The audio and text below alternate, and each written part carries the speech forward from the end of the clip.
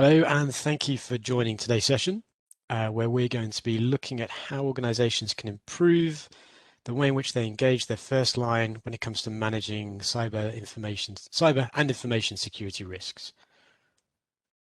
So my name is Charlie Allen. I am an information consulting manager with OneTrust GRC.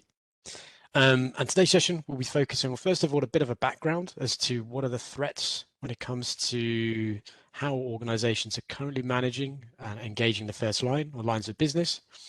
We'll then look at some of the impacts of a decentralized technology and security, and then focus on some proactive engagement methods in which you can start to implement today.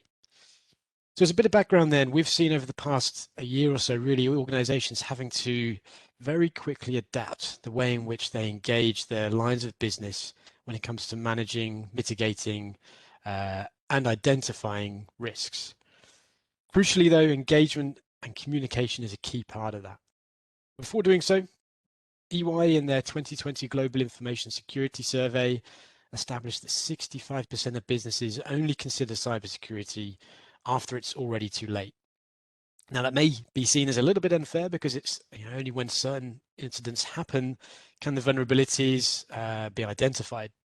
However, it's also pretty alarming that actually it could also highlight that a lot of organizations simply don't have the adequate processes or lines of defense kind of processes in place prior to implementing or onboarding various applications and solutions. ISACA, in their report last year around the state of cybersecurity, highlighted that whilst attacks in the first stages of 2020 were actually down on the prior year, they also found that actually individuals were less likely to provide information or even answer questions around whether stacks were likely to happen. What they also highlighted, though, in the same assessment that they carried out was that when it came to understanding or asking organizations whether they understood how they could potentially be exploited, 20% said they didn't know. And that is potentially quite an alarming factor when you take into account that these are not new, or these threat actors as such are not new to the industry, and their previous incidents have been applicable to most of them in some way or another. So then, the traditional decentralized technology and security, I suppose, approach, what are the impacts of that? First and foremost, 36% of organizations say that cybersecurity is involved from the planning stages of a new business initiative. And that figure is extremely low when you consider that also 59% of organizations say that the relationship between cybersecurity and the lines of business is at best neutral. This means then that in most cases, the cybersecurity or information security teams aren't actually involved in a vetting, let's say, of a new solution, or there's potentially no process in place at all. So as established, 36% are actually involved from the planning stages, 27% are involved in the design stages, 9% come into play around the building. But actually, alarmingly, on this slide, what we can see is that 7% of cybersecurity teams are never involved. And this brings about a number of different challenges and implications, primarily shadow IT.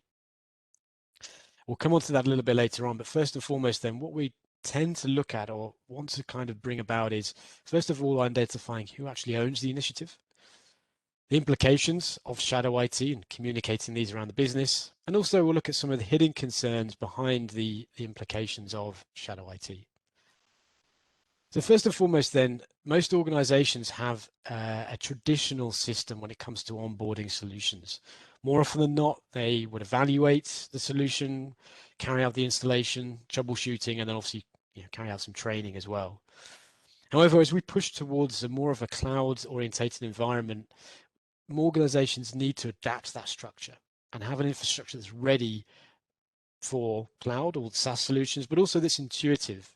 And within it has embedded support on demand, which could include on-demand support, and also a much more tech-savvy workforce that are inherently aware of some of the implications that exist to not only them in their role, but the wider organization. So shadow IT implications have been known for a long time now. However, as we kind of highlighted at the beginning, as a result of this very instantaneous push towards the onboarding of various applications, which are sometimes needed for very simple methods such as communication, collaboration, productivity activities, some of which are being onboarded extremely quickly, but also without cybersecurity or information security teams being aware. So this app sprawl, as we call it, has led to the fact that most cybersecurity teams, or lots of cybersecurity teams, really aren't aware of the full tech stack that they're sharing data across, how many third parties they're potentially leveraging across the business, and crucially, what those solutions are actually being used for. And this can bring about a number of other hidden concerns that sit beneath the surface. So, for example, as a CISO or a DRI of the prevention or reduction of shadow IT, one can look incompetent or lacking of control of a particular situation. And obviously that can have operational impacts, but also then that can have an impact on the individuals themselves, such as a detrimental effect on their mental health, their well-being, or even the culture of the team and their standing within the organization. Another hidden factor is the allocation of resources. If a team or an individual spends a lot of time fixing unplanned issues arising from shadow IT, such as dealing with incidents or implications, then other more productive or strategic operations or projects that they're working on tend to be put to the side, which again can have much more harmful impacts in the future. And then finally, obviously, auditing and maintaining compliance can also be affected. So when it comes to unexpected non-compliance, there could be findings that you, for example, maybe in breach of privacy regulations as a result of working with a particular, leveraging a particular supplier application or system for a certain use. The implications of this can be extremely exponential when it comes to the fines potentially at play. So there's a number of underlying concerns that may sit beneath the surface that have a huge impact relatable to shadow IT. And what we're seeing is that security professionals and CISOs are starting to transfer their skills from being predominantly, let's say, introverted technology-focused individuals to becoming much more extroverted, outgoing business partners. And one of the crucial skills that they must adopt is being able to not only communicate with the business, but also then communicate with the board level as well. And we'll come on to more of that later on and some of the techniques that can be used. But again, this is a challenge, but also a transformation that a lot of organizations are having to see, with CISOs in particular. So what are some of the proactive ways in which organizations can start to engage the lines of the business? Well, next part of this session, we'll just cover off 3 very simple methods. Obviously, there are a lot more, but these 3 ones we've highlighted as being particularly useful and quick to implement. So first and foremost, there's modeling success stories. So what's worked well for the business so far? Secondly, connecting to existing technology. And then thirdly, identifying, aligning, and then defining roles as to individuals who should be managing risk. So first and foremost, then we'll take a look at the modeling success stories. And to do that, the first thing to do is to really start to set a baseline. So identify a repeatable process that can be used over and over again, that's easy to communicate and easy for the first line business users to also learn and then adopt. Secondly, in addition to that, is then determining the scope. And in order to do that, you need to select some operational boundaries. Again, that is easy to communicate to the first line of business, but allows them to understand what they can and cannot do. And then set some realistic expectations with measurable outcomes to then learn from in the future and then adapt as and when you find new ways of working. Secondly, then, when we look at connecting to existing technology, what we're really looking at here then is communication kind of forming a main part of it. So risk and security professionals tend to sit in the middle, and they're generally the business and the team or departments within the business that triage and then evaluate the risks. However, that information, or the information needed to do that, must be collected from the line of business. So again, having a structure in place that allows for this information to be easily identified and then passed on through the business, through the various channels, means for much more valuable and insightful information to be used by the security team. Equally, information and instructions must also be passed back to the lines of business to ensure that those risks are mitigated and managed in an appropriate manner. But equally, on the other side of this, the security teams then must inform the board of such issues, of findings and kind of the processes that are in play, but then also be expected to receive the expectations from the board themselves as to risk appetite or KPIs and KRIs associated with them. But crucially, underpinning all of this, it must be, well, context is a key aspect area of this. So they must leverage the same context for when communicating with the line of business, but also the board as well. And context meaning kind of the underlying risk, but also the implications of such actions. And then finally, we look at aligning and defining roles. So really determining who's responsible for risk. And this is where we want to see, or we tend to see organizations really go beyond the traditional impact versus likelihood to really then, I suppose, really make individuals, teams, and business owners more accountable. So this could mean, working more closely with budget owners who have the decision-making power to not only make the business decisions, but really take into account the security implications as well. Ensuring that any individuals who are responsible for owning risk understand the processes that are applicable to them when it comes to mitigating, but also the implications of those risks on the business. And then providing the line of business with the ability and the position to execute with informed information, but also then the ability to know that they can mitigate risk efficiently. And crucially, what that means is assigning risk to a particular role rather than an individual within the organization.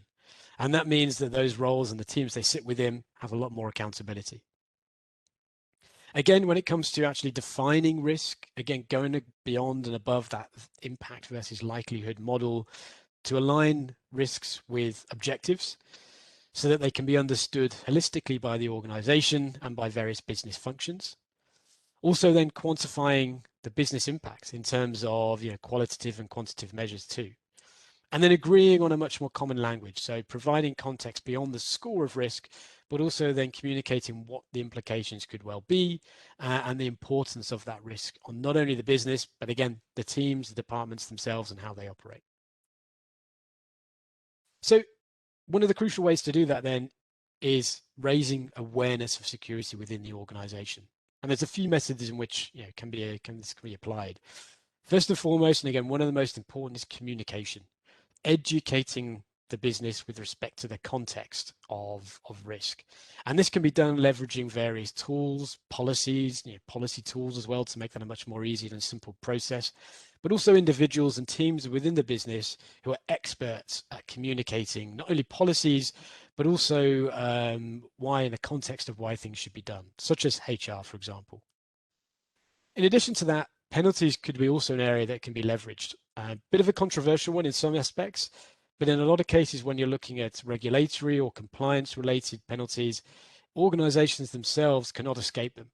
So individuals, teams within the business can be made more accountable if they're given corporate penalties for not complying with the internal policies.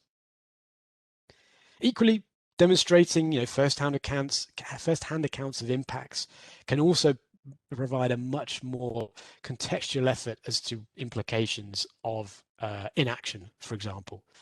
And this then allows individuals or the various teams to not only understand more alongside the communication as to what they should be doing, but the implications of maybe onboarding solutions without going through a particular process and the implications on the business. And then again, crucially, ownership.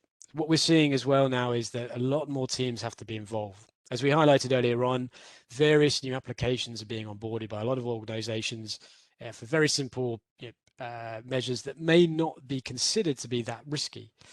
However, teams working together allow this process to be a lot more smooth. For example, when onboarding a particular application or service from a supplier, not only traditionally could well be just that procurement were informed, would carry out a particular process.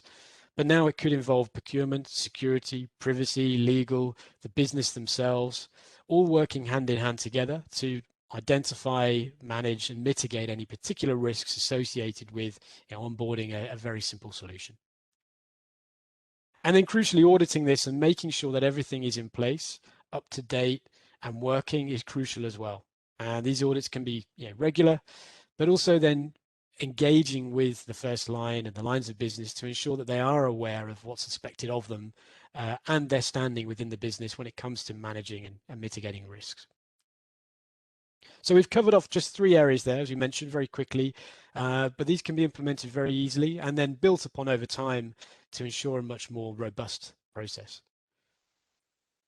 So very quickly then, before we do finish, I did want to highlight obviously some areas in which OneTrust has been doing this already with a number of our customers, and how customers themselves have been coming to us with similar challenges to manage the way in which they operate and engage with the first line. So first and foremost, we'll very quickly go through just how the GRC solution operates. And first is key areas analyzing risk. So really understanding the potential business impacts and their contributing factors.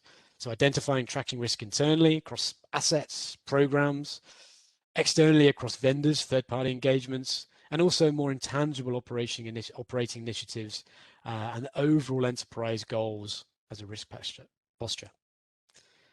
Secondly, then scaling compliance is another area when it comes to understanding potentially what are the legal obligations you may have as an organization that you need to actually meet in order to actually operate. So crucial questions to ask, how can I operate and scale these programs and practices? How can I track the gaps, the performance over time, and even apply updates and expansions to evaluate where it may be applicable? How can I categorize and tailor processes around personal data to build a globally compliant privacy program? And then how can I understand the context and application of this regulation outside and inside the organization itself? Reinforcing governance means, kind of drafting, communicating, testing programs that you have in place. So building policies to dictate the parameter of risk and the compliance program and outline these processes and practices and set clear expectations. And this could involve incorporating awareness training to engage and educate stakeholders around the business dynamically. And then also auditing these programs to make sure that you're testing the design and identifying those areas for improvement over and over again. And then finally, extending and enhancing visibility. So one could leverage a cyber risk exchange to very easily calculate the inherent risk from particular suppliers within a marketplace. Digital asset discovery and data discovery allows you to realize the extent of your operations and data exchanges yourselves. And then a robust incident management program that's potentially integrated across various systems allows you to integrate not only work streams to understand the broader risk perspective, but also historical information as well to then learn from going forward to. And this all is brought about with respect to business continuity and ongoing ethics and compliance to really help you from an ongoing perspective assess the business impacts across your critical infrastructure and then develop plans to sustain operations or react in the event of a crisis. Having everything in place makes these core business continuity and compliance structure a lot more robust and dynamic. So I hope you've learned a little bit from this session, very short and sweet, but if you'd like to learn more, please do visit OneTrustGRC.com, where we've got a number of resources, videos, white papers, and customer case studies as well. Equally, please feel free to contact me or a member of the team as well for a more personalized demo. We can more than happy to have a conversation about your current challenges and then set up an overview of the solution which could be applicable to your needs. Equally, you can learn more at the OneTrust website. You can download resources, again, request a demo or even a free trial. And you can also find us on LinkedIn by following OneTrust GRC for frequent updates. And please also feel free to reach out to me directly. My name is Charles Allen, as I say, and hopefully we'll look forward to speaking to you again soon. Thank you.